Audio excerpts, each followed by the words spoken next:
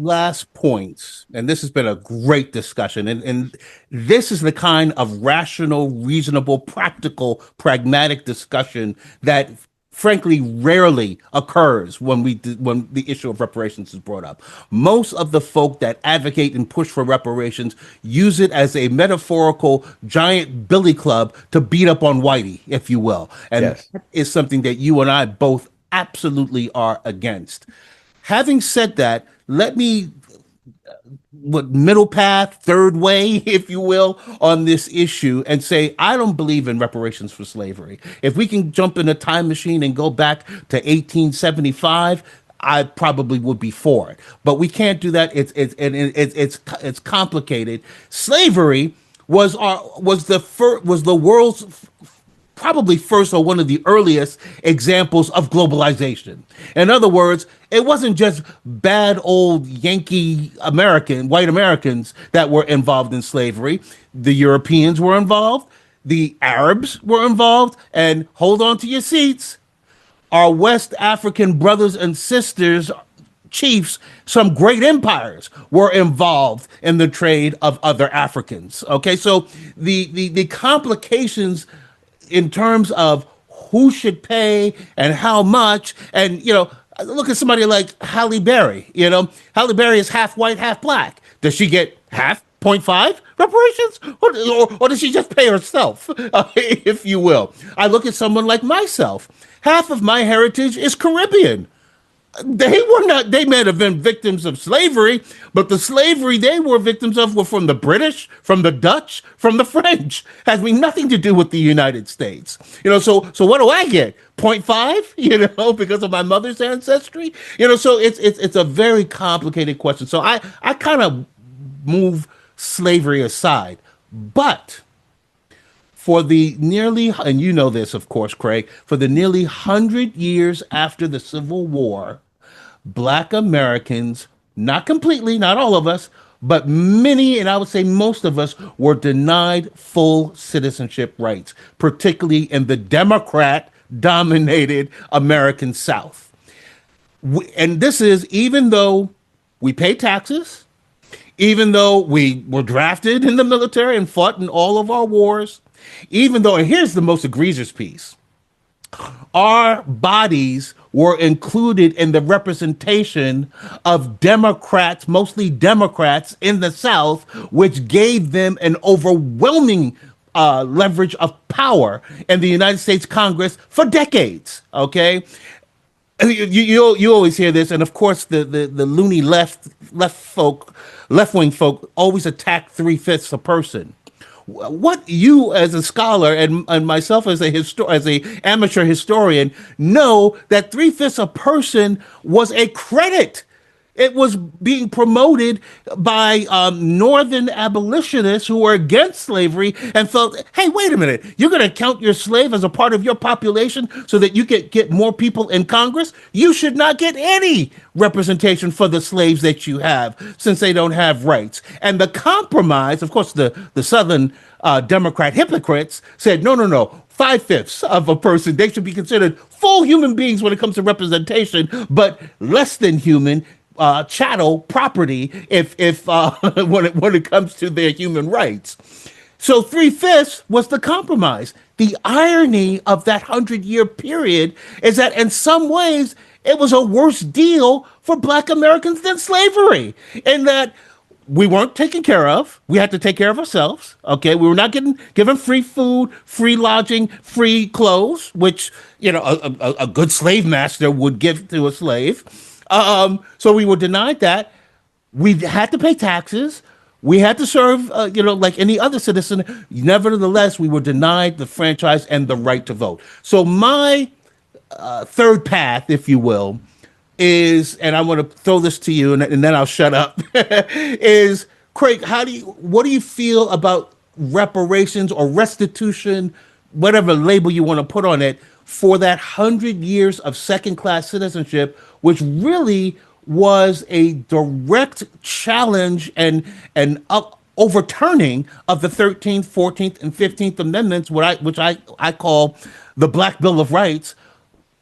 And in that circumstance, could you support some type of remedy to deal with that 100 years of second-class citizenship of Black Americans? I'm open to the idea of looking at it. I'm open to the idea of looking at that impact. The interesting thing is that even despite that, there was tremendous academic, socioeconomic growth within the Black community. I mean, Absolutely. it really wasn't until the New Deal and the social welfare programs of the '60s The Great where Society. you started to see Yep. the Black family start to be destroyed, where you started to see Black education. Brilliant point.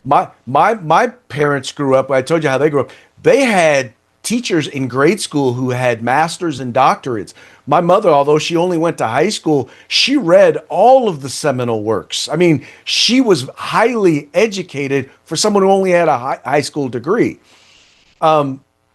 You're so right. Just to interject and just add to your point, I think there was a study. I think Bob Woodson did the study and found that in the 1880s, 1890s, 1910s, Black American families in Philadelphia, symbolic really of nationwide, but he specifically focused on Philadelphia, had a higher percentage of two-parent nuclear family households than their white counterparts. Yes, you could easily, and by the way, educationally and academically and socioeconomically, one could argue that forced integration. Let me be very clear.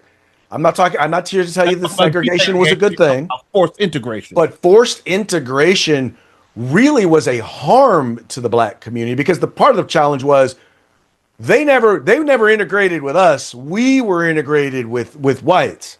In other words, our kids were sent to their schools. Their kids never came to our schools. Right. Our kids we went to their communities and were allowed to be in their communities. They never came to our community. And it was really a one-way, some call it a brain drain, some call it a financial drain, but right. But So a number of Black businesses, the Negro League essentially went out of business. That's the dark side, if you will, the underside of Jackie Robinson's brilliant integration of baseball. But the Negro Leagues essentially went out of business less than 10 years after that. Right. Well, exactly. And look at institutions like Howard, like Morris Brown. I mean, all of these phenomenal schools were among the elite of the elite academically. And now they have to go to the federal government every year and beg for money. Right. I mean, once again, and it used to be the best of the best students went to Howard. They went to Spelman. House, right? absolutely.